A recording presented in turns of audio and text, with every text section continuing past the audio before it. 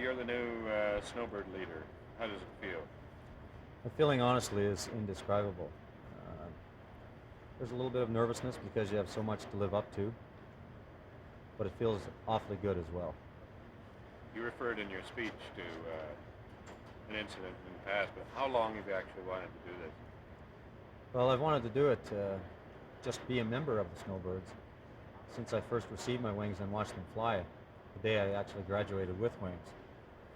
And in fact, obviously was on the team for 3 years prior, but never would have believed that I would someday be standing here as the new team lead. So it's a real thrill for me. Right.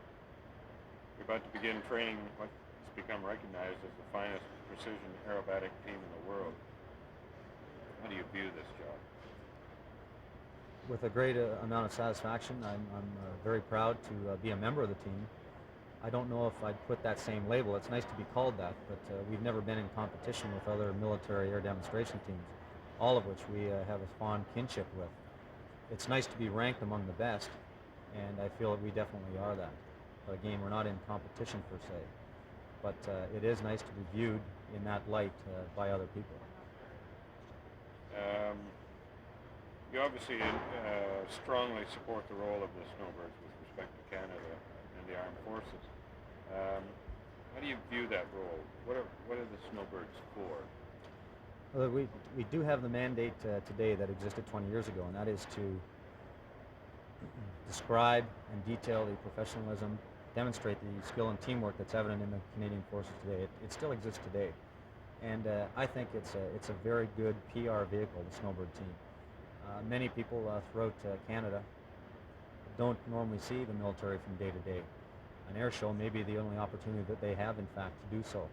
Obviously, we fly all over Canada, not just in major centers like Toronto and Vancouver, but we also fly in the Yukon, and we fly in the northern areas of all our provinces. So we're seen, and it gives exposure to the military. That's great. Well, the very best of luck, Bob. Thank you very much. To organize, and they really have to leave the ball in his court. And so he has a lot of responsibility. And the Snowbirds is, in that fact, it's quite different than the rest of the squadrons around, because you have to kind of think on your feet a little bit more and handle things day to day. So the leadership is reflected through the team. I think so, yeah, very much so. Yeah.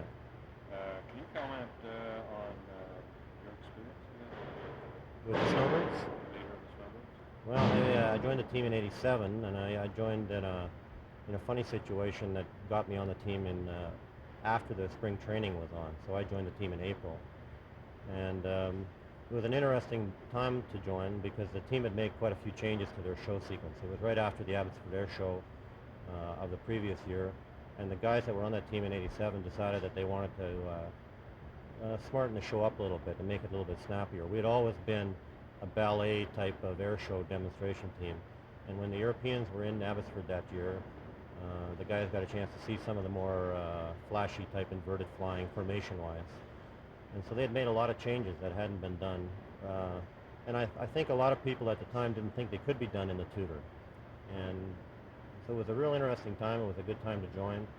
And we had very successful seasons in 88, 87, 88. We opened the Olympics in Calgary in 88, which was a real highlight. And just generally had a very interesting 2 years. The best job I'll ever have, for sure. Some people credit the Snowbirds with being able to have that kind of flexibility. They did, in fact, adapt a lot of those techniques after that. Again, as I was saying previously, the fact that the generals that picked the guy, or picked the leaders and picked the Snowbirds, allow them the flexibility to go and do what they think is, first of all, safe, but also fits into the character of the people that are there. You know, depending who the 9 pilots are and the remainder of the team, they have a character all themselves, and they design that show around the people that are there. And so that way, the Snowbird show is different every year. The show we saw today is a different show than we saw last year or the year before that, or the show that I led. And it's interesting because you always come back and always see something different. The other teams around in North America don't have that flexibility as much, and they're given their routines from above and told to do things in certain ways, where we're able to once we prove to the generals that it's safe what we're doing, we're able to change it just about any way we want. How large a role do you think that the tradition plays in Canadian aviation? Well, it's there's been air shows everywhere in Canada ever since it's always started. There always will be, I think, as long as their airplanes are flying. And I think in the Canadian military point of view, because we have a relatively small military and in quite a few remote places, it's the only opportunity that the vast majority of Canadians get to see anything to do with the military. You read about it in the paper and you know the expense side of it, and you see, when something happens internationally, you hear about the military being involved.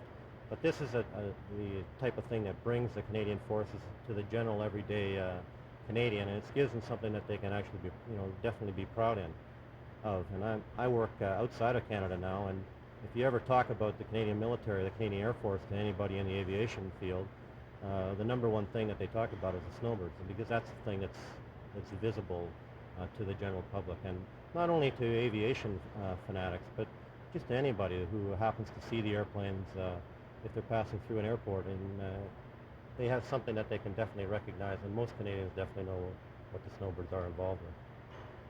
So that was an incredible couple of years for you. How do you go about dealing with it after that? Well, I found it very difficult. In fact, I left the military. From my change of command, that was my last day in the Air Force. And I found it very hard. And I found it very hard to leave the team the first time in 81, 82. I don't know how you exactly deal with it. I found it took a whole year until your friends that you were actually part of a team with left the team. I found it that you were always thinking about it and looking back on it. And the nostalgia will never go away because, mainly maybe it's because the airplane never changes, and I don't know what it is. I'll never get that out of my skin, but I know that I had the best job, I think, that the Air Force had to offer. And so if I ever get nostalgic about it, at least I can sit back and look at the pictures and say, well, at least that was me there at one point. So I enjoyed it very much. It was great. Good. Really appreciate it. Okay, thank you very much. Okay, guys. Yeah, it was interesting. Yeah, go ahead. Dennis talking about that change of the choreography in '87 that you were referring to. It's really interesting. They had that kind of flexibility. So, Bill, how would you rate the Snowbirds compared to other military display teams around the world? Well, first of all, I haven't seen all the teams around the world, although I've seen a goodly number of them. The teams in Europe tend to be these large format teams, 9, in some cases 10 airplanes. Technically, that's much more difficult than the smaller formations which you see over here in North America. The Snowbirds are 9 airplanes, where the Blue Angels, Thunderbirds are only 6. And for the most of their act, the Blue Angels and Thunderbirds, that is, they'll break 2 of their solos off, so the team is really flying with 4. Where the Snowbirds don't do that. For a lot of their stuff, they're flying with 9 airplanes, and when they do break the solos off, they still got 7. So the technical difficulty of what they do, even in the very same maneuver, is much higher. And for a guy like me, a pilot and a formation pilot, I really appreciate what they do, and so in my mind, they're up there with the absolute best, and the only ones around that would even compare with them are the teams out of Europe, the Red Arrows, the Italians, French, and I really mean that. There's just no doubt about it. Can you quote any comments that you've heard, from other pilots, describing what they feel about the Snowbirds? Well, I think any of the pilots who understand the complexities of formation flying and team flying all appreciate just what I told you. The Snowbirds also have, they're using their airplane well. It's not a big, pizzazzy, high-speed machine, and so they keep the whole thing in fairly close for you, and they utilize what I think is particularly strong about formation stuff. They look for the beauty and grace that's inherent in formation flying, and they do it as well as anyone, and better than most, I think. And you'll hear a lot of people sort of comment on how pretty their show is, where you don't tend to get that adjective when people watch the Blue Angels, for example. Yeah. What is it that yanks them Well, some of it's is what they do is as good as you can get. Yeah, they do. Their five-plane line abreast roll, for example, is technically very, very difficult. It's difficult because of the spacing that the other guys have from the lead airplane, plus they're flying in line abreast, which is not an easy spot to be in, and then they're rolling the whole formation, and the guy on the one side is using full power, and the other guy's got his speed brakes out, and it's a very delicate thing. And nobody in North America has even tried to do that, the other military teams. But for them, it's a standard maneuver, you know, and it's been in their package for many, many years. They try something else here. Yeah. They, I mean, I hear guys talking about that they do in fact push that plane to its complete limit of its capability. And other people say, well, the show looks so good because of that type of aircraft. I think it's a little bit of both. Well, that's a question you'd really have to ask them. But I've flown this airplane. I instructed on it for 4 years, and I know a little bit about the other airplanes that are in the other teams. You know, they're flying F-15 or F-18, sorry, for the Blue Angels, and F-16s for the Thunderbirds. Those guys have performance plus. These airplanes run out of power way sooner than the other guys do, and so to do some of the maneuvers, they haven't got the acceleration to make the thing happen or to give them the extra performance, and so they have to make up with skill, really, what they lack in performance in the airplane. And that skill is not only in the wingman's hands, it's in the lead's hands too, because he's got to set the whole thing up so that he doesn't run his wingman out of power. And it's such a delicate balance with big formations with an airplane like this. I mean, it makes the whole thing even more impressive, you know, when you think about it that way. Yeah. It's more than skill that seems to make these guys. Oh, these guys are special guys. I have to tell you that as a Canadian who's been in the airshow business for a long time, and who I fly most of the time down in the United States, and we deal with the organizers of all the major shows over and over and over again, year after year after year, and all of them, without question, just think the world of the Snowbirds. These guys are probably sought after more than any team in North America, without question. And every one of them comments on not only the quality of the act, but on the quality of the guys flying the airplanes. It's they're down-to-earth guys. They're just normal guys, you know. They don't think they're anything special, and the Americans just love that. Yeah, they're a fine bunch of guys. I know our experience with them this year. Oh yeah, and it makes you proud to be a Canadian. I can tell you. We just finished our last show of the year just last weekend down in Salinas, California, and that's a big show, and with organizers who've been in the game for a long time, and God, they just can't stop talking about these guys, you know. And year after year after year, as you know, half the team changes every year, but year after year it's the same. You know, it's wonderful stuff. Yeah, they seem to keep a consistency there. I guess we saw a little bit of it today, but it's an amazing kind of, there's a magic kind of tradition there. It's really interesting that exists in this country and where it came from.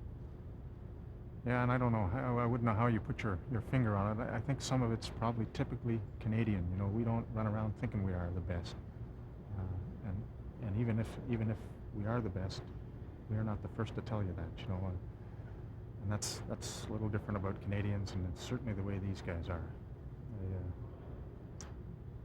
Well, that's great, Bill. I really appreciate this. Announcing his promotion to Lieutenant Colonel.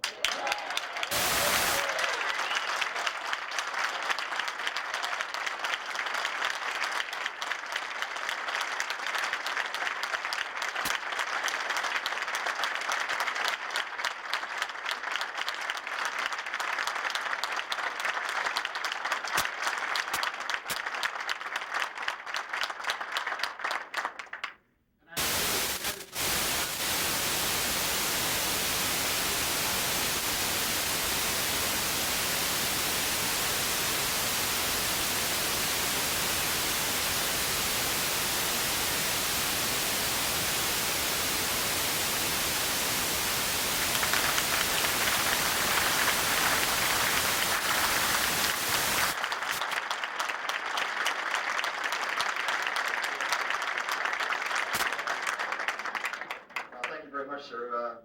Very, very kind words. That certainly adds a new twist to the evening, that's for sure. Thank you. Ladies and gentlemen, we're ready to serve the meal. We'll get on with it. Enjoy your meal. As I said, it's a pleasure to have you all here. I'd like to take this opportunity to thank Sergeant McLean and the CFB Moose Jaw Volunteer Band who requested or so. And possibly very, very special. Welcome back up.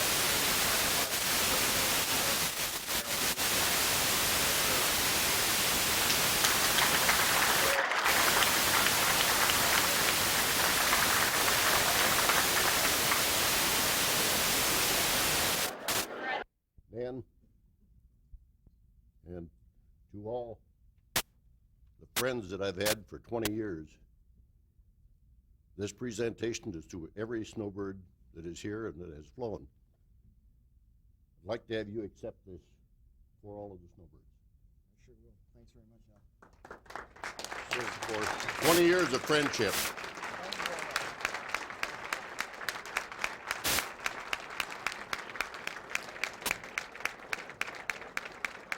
That says it all. Thanks very much, Al and Kent and Warren. I don't think he had anything to do with the Golden Hawks whatsoever, but I think he liked them a lot. So O.B. Philp, in 1966, was appointed as the commanding officer of the Golden Mountaineers. Something that's planted a seed that all of us know what resulted. And he has been a true leader. If it wasn't for his dedication and his perseverance, there would be no Snowbirds. So in 1967, the Golden Centenaires performed over 100 shows across Canada. And SA was right. They opened in Montreal and they closed at Expo 67. They also did some shows afterwards in the United States. When we became Base Commander Moose Jaw, the dream that he had of the Golden Centenaires had never gone away. And he made it all happen. So it's a great pleasure to introduce the founder and father of the Snowbirds, Mr. O.B. Philp.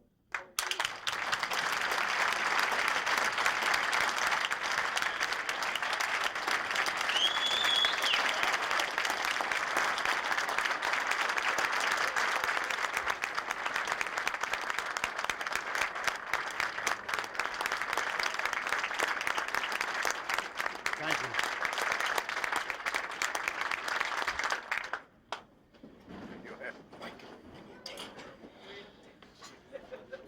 The last time that Dan Dempsey and I ever had an occasion like this was earlier on this year at Campbell River, BC, and I was asked to introduce him. And I did, and I said, as the father of the Snowbirds, I introduce one of my offsprings, Dan Dempsey. And he got up and with a smile said, "Thanks, Dad." I'd now like to return the favor and say, "Thanks, son." Before we get off on this little skit, and before I make my formal introduction,